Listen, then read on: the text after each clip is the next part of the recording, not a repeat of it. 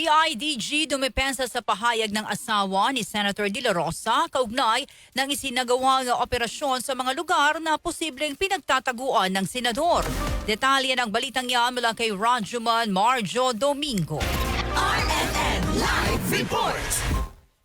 Nirerespeto ng Criminal Investigation and Detection Group ang naging pahayag ni Nancy De La Rosa, asawa ni Senator Ronald Bato de la Rosa, kaugnay ng pagkwestiyon nito sa isinagawang operasyon ng CIDG at NBI sa mga lugar na posibleng pinagtataguan ng nasabing senador.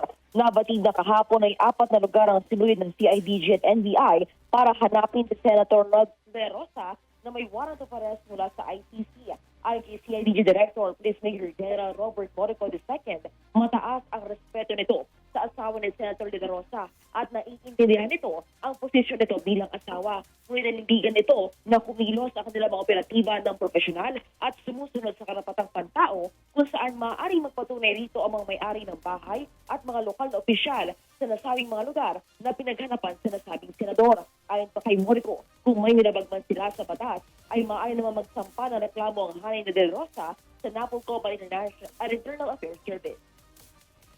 We have the highest respect sa sa asawa ni Sir Bato. So out of I understand her position, siyempre asawa is asawa. But I think the owners can attest, even the local officials doon sa area, that the CIDG and the NBI acted very professionally. Now, if there is any violation of law po na commit namin, they can always file cases against us po sa National Police Commission or even the Internal Affairs Service.